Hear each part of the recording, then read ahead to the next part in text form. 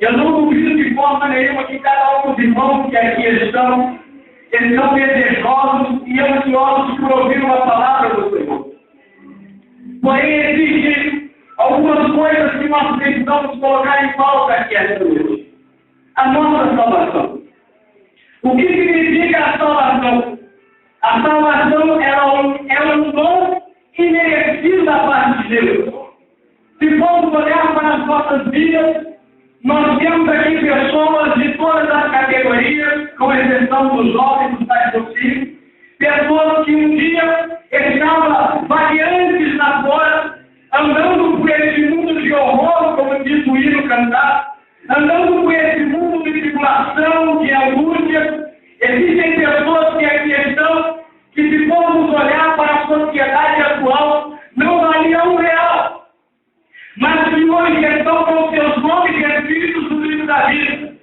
E quando eu anunciava, eu estudava e iniciava com esse texto, o Espírito Santo falava forte ao meu coração e me dizia: existem pessoas que, embora estão na minha presença, que embora caminhem comigo, assim como eram os discípulos, pequenos discípulos da Bíblia Sagrada, muitos ainda não tinham os seus nomes escritos no livro da vida. Fato é, quando você olha como Jesus, ele dá um sermão um pouco duro demais, e muitos dos discípulos da Bíblia abandonam a Jesus, ficando somente ali os 12 discípulos pela concepção de Jesus. Mas quando Jesus está no Getsemane, fazendo uma oração, e nessa oração intercessória, ele ora dizendo: Pai, eu oro por aqueles que comigo estão, porque nenhum deles se perdeu. E essa tradução, nenhum deles se perdeu, ela cai sobre nossa cabeça no dia de hoje, e nós ficamos nos perguntando: mas Senhor, se a sua palavra nos diz que muitos dos seus discípulos abandonaram o Senhor, significa que eles saíram da presença do ministério de Jesus. Eles se afastaram do ministério de Jesus, mas quando você olha no livro de Atos dos Apóstolos, você vê muitos desses discípulos que partiam da presença de Jesus, trabalhando por Jesus, fazendo a obra por Jesus, curando pessoas, salvando almas, pregando a palavra de Deus. Assim como nós vemos nos dias de hoje, que existem muitas pessoas que estão na igreja, que caminham por aqui e por ali, mas que muitas vezes não têm os seus nomes escritos no livro da vida. Eles pregam a palavra, eles louvam o nome do Senhor, eles são convidados para pregar, eles são convidados para louvar, mas quando se pergunta a respeito da sua salvação, eles param. Muitas vezes ele não compreende o processo da salvação. Muitas vezes ele ainda não entendeu o que é estar salvo e estar andando com Jesus. Você se lembra de Enoque? A Bíblia diz que Enoque, ele era um homem segundo o coração de Jeová, segundo o coração de Deus. E quando a Bíblia faz uma narrativa de Enoque, ela diz que Enoque não pode mais estar perante os homens, porque Enoque andava com Deus. E de tanto amor que Deus tinha por Enoque, Deus o tomou para si. Aí você faz uma pergunta: mas isso é nos tempos onde é, nos tempos passados, nos primórdios passados, na época da mitologia, onde os deuses pagãos faziam sinais, onde se criam em dragões, em deuses mitológicos, onde se criam em criaturas imaginárias. Porque quando nós olhamos nos dias de hoje, porque o passado parece tão distante de nós, porque as profecias que parecem ser tão distantes de nossas vidas, porque muitas vezes as declarações do Antigo Testamento parecem ser tão distantes de nossas vidas, porque muitas vezes o profeta fala: crê em Deus, crê nos profetas de Deus, e será salvo tu e a tua casa. O nosso coração fica se perguntando se é ou se não é. Porque muitas vezes, quando nós ouvimos falar: clama a mim e responder-te-ei, e anunciar-te-ei coisas grandes e simples das quais são fracos, nós te perguntamos 2 ou 3 vezes se vai dar certo ou se não vai dar certo, pastor José Roberto. Porque muitas vezes nós olhamos para dentro de nós como seres interiores, olhamos para dentro de nós como a passagem de Jesus, quando alguém chega perante Jesus e diz: olha, eu não sou digno de estar criou um novo nome. E esse novo nome a qual Jesus te deu, ele te deu entrada ao sacerdócio real. Ele te deu entrada às mansões celestiais. Ele te deu entrada a um mundo espiritual tão completo que se você pudesse entender, se você pudesse compreender, se você pudesse parar diante de Jesus e dizer: Jesus, eu sou meu filho. Eu sou herdeiro e co-herdeiro do Senhor. Assim sendo, eu tenho direito a entrar no maná celestial do Senhor. Você não estaria passando por essa prova. Você não estaria vivendo essa situação horrível que você está vivendo dentro da sua casa. Os irmãos estão aqui na campanha da família. Se fosse perguntar quantos participaram por luto, por prova da família, todos levantariam a mão, olha, todos levantariam a mão. Porque é muito difícil compreender a esposa, é muito difícil compreender a esposa. Mas foi Jesus que bate. Foi Jesus que se bate, meu irmão. Porque quando você coloca Jesus que se bate, as coisas vão bem. As incompreensões virão. As dúvidas do relacionamento virão.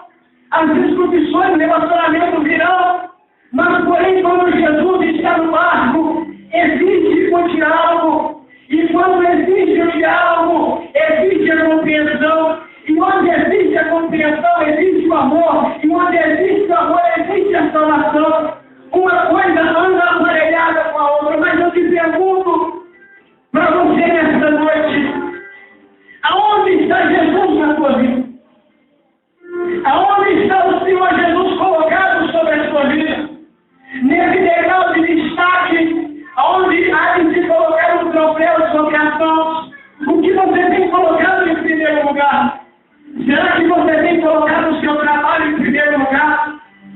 Será que você tem colocado muitas vezes os amigos em primeiro lugar?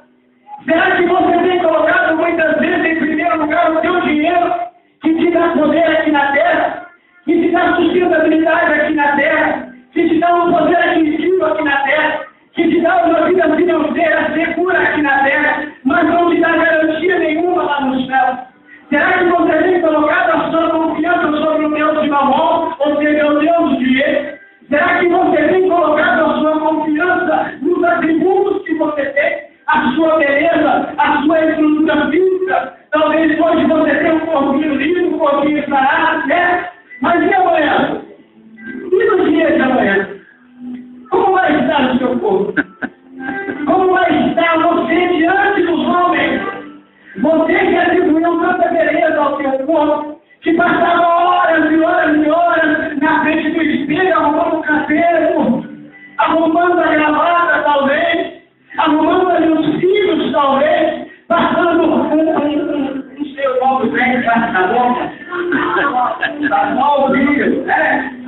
Coisa aí, passando o nervoso na boca, para ficar bonito.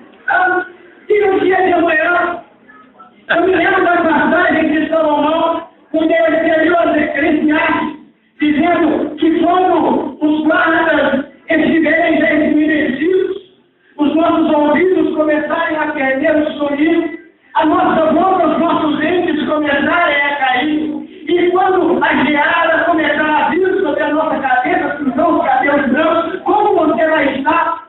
O mesmo homem que eu era há 10 anos atrás, eu já não sou mais hoje. A mesma pessoa que muitos aqui eram há 10, 20 anos atrás, hoje já não é mais a mesma pessoa. Aí eu faço uma pergunta que Jesus fez àquele moço: o que tu tens preparado para quem será? O que você tem construído hoje, o seu arsenal de guerra contra Satanás? O que tem sido o seu arsenal de guerra contra Satanás? Eu estava pregando no congresso da Igreja de Deus Proverá dias atrás, e eu falava sobre duas situações da vida do ser humano: a situação que passou e a situação que há de vir. E por incrível que pareça, todos nós temos um passado, temos um presente, mas ninguém de nós podemos garantir o nosso futuro. Nenhum de nós teremos alguém que a questão pode chegar aqui e dizer: no dia de amanhã eu quero fazer isso, quero fazer aquilo, quero fazer aquilo. Se nós declararmos autossuficientes diante da presença de Deus. Jesus, quando fez essa pergunta àquele moço, Jesus estava dizendo para ele, você tem confiança daquilo que você viu? Você tem confiança daquilo que você vê? Porque o moço chegou diante de Jesus e disse, eu conheço os Torá, eu conheço os ensinamentos, porque o judeu desde criança, ele assenta sobre o sofá, junto com os seus pais, e os pais começam a lhes explicar o Torá de cabo a rabo, do princípio até o fim. E todo judeu que você perguntar, o moço vai conhecer tudo sobre Jeová. Você pode vir com perguntas e todos os sentidos ele vai saber. E aquele moço estava nessa condição. Ele conhecendo o Torá, conhecendo os ensinamentos de Deus, sabendo o que um pouco de Deus passou por estar ali, Jesus faz uma pergunta para ele. O que tu tens preparado para quem será? A salvação, ela é uma coisa muito importante para cada um de nós. Mesmo para nós que achamos que já temos a nossa salvação garantida, mesmo que para cada um de nós que conhecemos a Bíblia, eu sou uma pessoa que posso dizer isso, conheço versículo por versículo da Bíblia Sagrada. Eu sou uma pessoa que posso dizer que anos e anos atrás, quando eu estava jogado nas drogas, entregue a cocaína, entregue a bebida, entregue ao crack, e eu olhava para as pessoas que iam pegar para mim, eu disse, eu não quero Jesus, eu posso dizer isso porque eu tive esse passado. Eu tive um passado muito diante da presença de Deus. Eu conheço missionários que um dia foram prostitutas e que entregavam o seu corpo para o dinheiro, entregavam o seu corpo para tentar satisfazer uma vontade terrena, mas que hoje estão missionárias diante da presença de Deus, mulheres de oração, mulheres de fé, que enfrentaram o câncer, que enfrentaram muitas enfermidades sobre o seu corpo, chagas que vieram sobre o seu corpo, mas quando um dia levantaram as suas mãos ao céu e disseram, Senhor, o Senhor é a solução para a minha vida, elas conseguiram encontrar em Jesus Cristo não somente a cura para a sua alma, mas também o seu nome escrito no livro da vida. Essa é a pergunta que eu quero fazer para você essa noite. Você tem alegria de ter o seu nome escrito no livro da vida? Ou a sua alegria está somente estampado sobre o seu rosto, sobre o milagre que Jesus fez na sua vida, sobre a transformação que Jesus fez no seu lar? Ei, querido, a salvação, ela não é o seu testemunho. A salvação não é aquilo que você conta todos os dias para as pessoas. A salvação é aquilo que você vive diante da presença de Deus. O que as pessoas estão vendo em você? O que as pessoas estão enxergando em você? Será que elas têm essa esperança em você? Será que elas têm esse respeito em você? Será que as pessoas têm vindo expectativas em você? De poder chegar até você, encostar o seu ombro sobre você e dizer, ô meu irmão, ora comigo. Ô meu irmão, ora comigo. Será que você tem esse ombro na sua vida? De pessoas poder tocar as mãos sobre os seus ombros e dizer, eu esteja desse camarada aqui, ó. Esse camarada aqui é o camarada de Deus.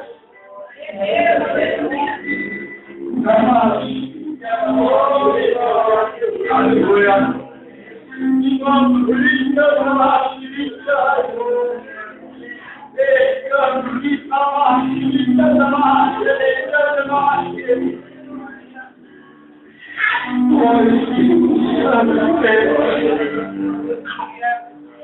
Quando eu falo sobre decisão diante de Deus, querido, eu falo sobre a nossa entrega voluntária diante do Pai. Você jamais vai conseguir a presença do Espírito Santo sobre a sua vida se você não tiver certeza da sua salvação, meu irmão. Você jamais vai conseguir contato com Deus se você não tiver coragem. Quando as pessoas te perguntarem, você tem certeza da sua salvação, você tem que dizer, eu tenho certeza da minha salvação. Porque isso é ter certeza da vida que tem, pastor. Isso é ter certeza da vida que vive.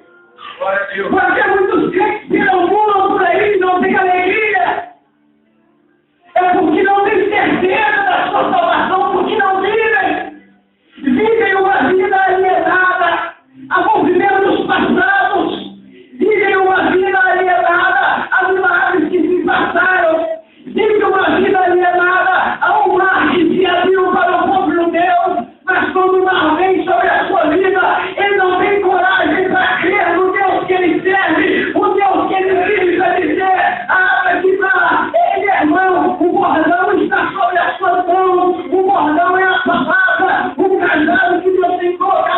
solução para que você possa sair desse mar de situação que você vive. É a palavra de Deus, meu querido.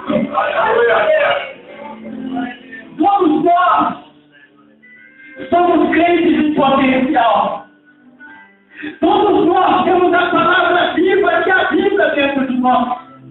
Eu posso ser um Judas, assim como também posso ser um Pedro.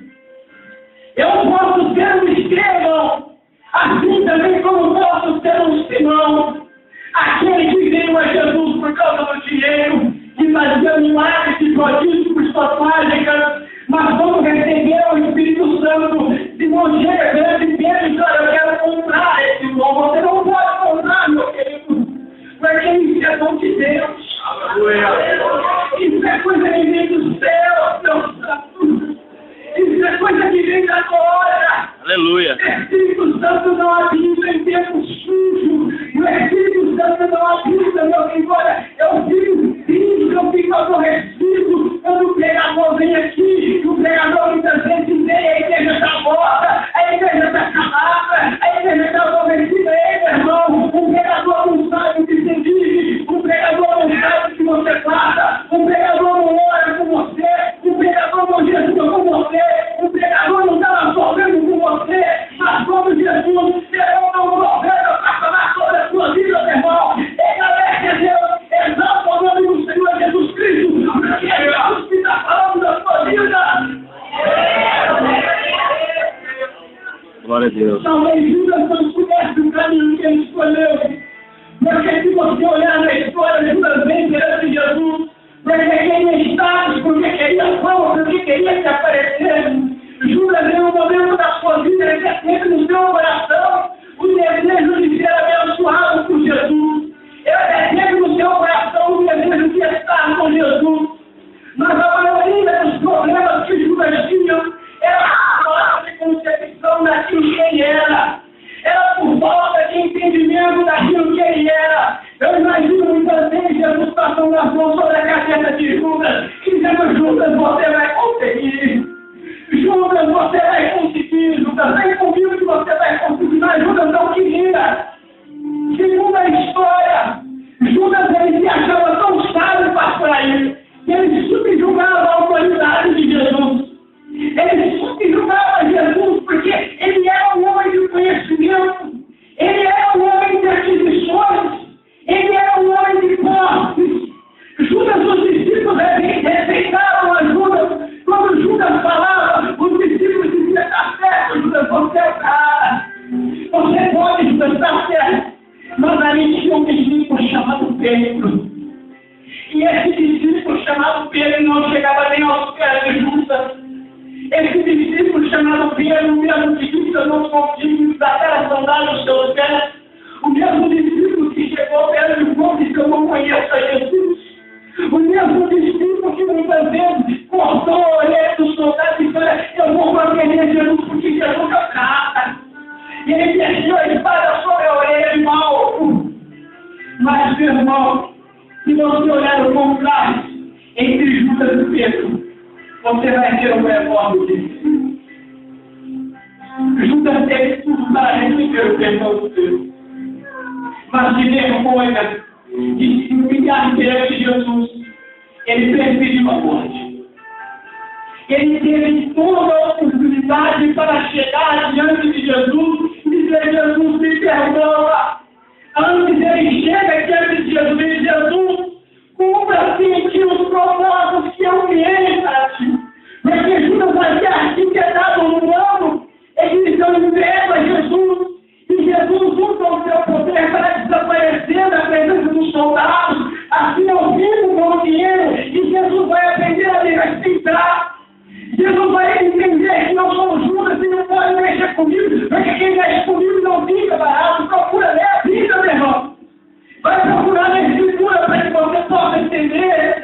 Porque quando Jesus disse que ela está preparando esse vento para a minha morte, Judas ele deu um sermão: por que você não pede esse vento e dele vir aos pobres? Jesus repreende a Judas ali naquele momento, e a partir daquele instante, Judas começa a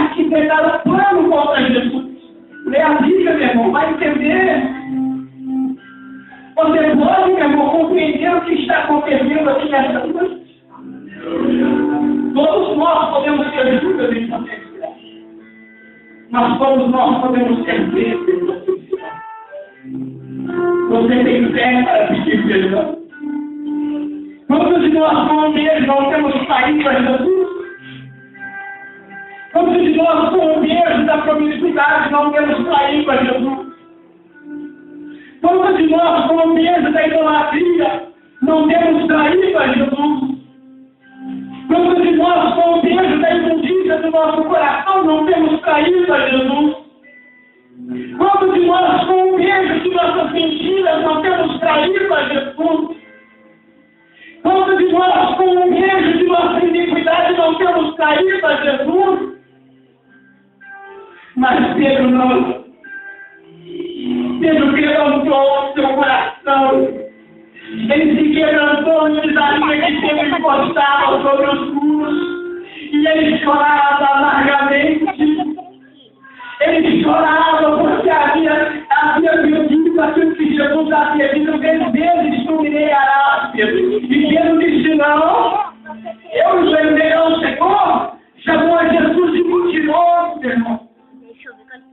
Mas Pedro quebrantava o seu coração. Ele encostava a cabeça sobre a parede. Ele não conseguia romper o elo de dor que estava no seu coração.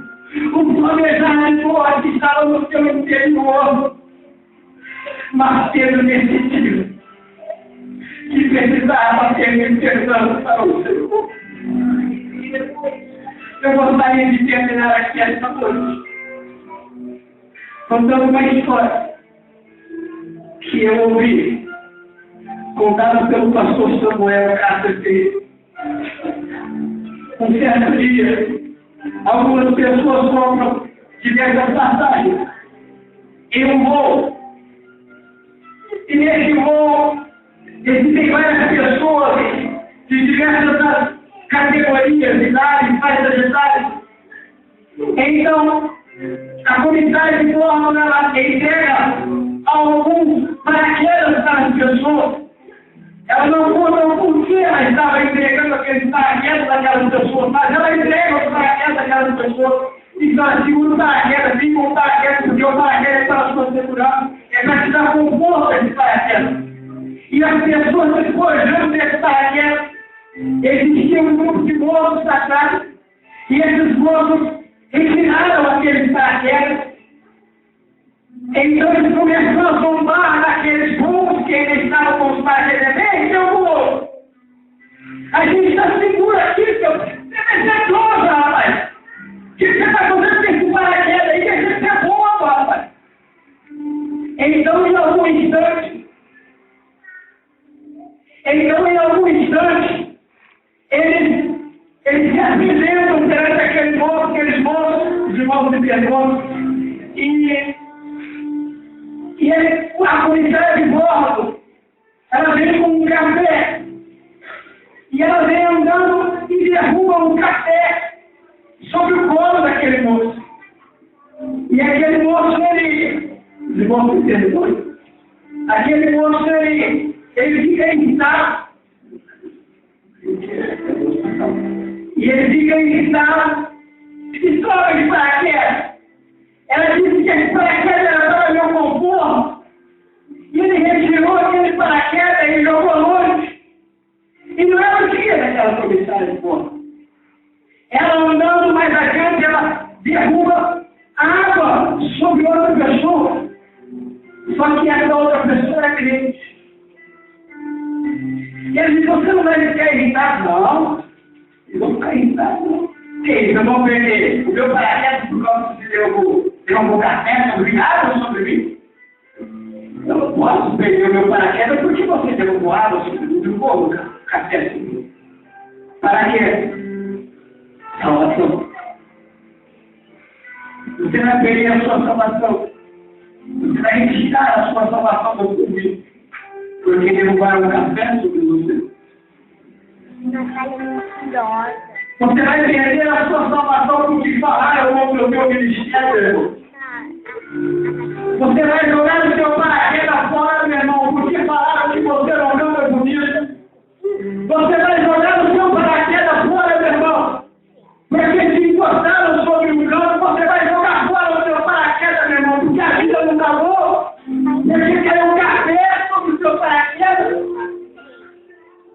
E o avião ele tem uma turbulência. Então dá-se ordem para que as pessoas que formam o paraquedas, eles saltam.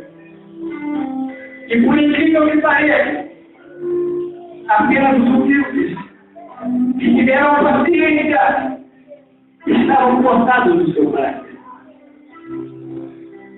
Como está a sua vida hoje?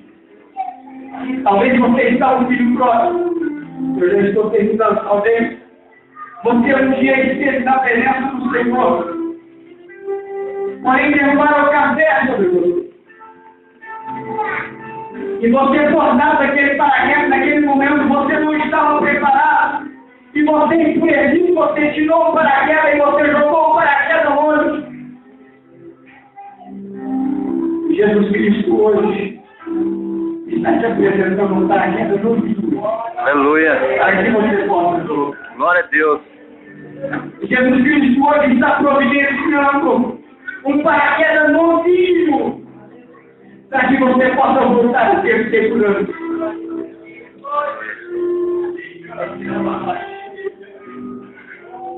Se coloque de pé nessa noite.